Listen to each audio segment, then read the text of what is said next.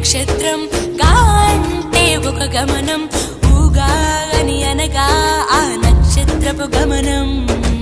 ఊగాది అనగా నక్షత్ర గమనాన్ని లెక్క కట్టడం ప్రారంభించిన రోజు అని అర్థం. తెలుగు జాతికిది శ్రీకారం, ఇదే కొత్త మన సంవత్సరం.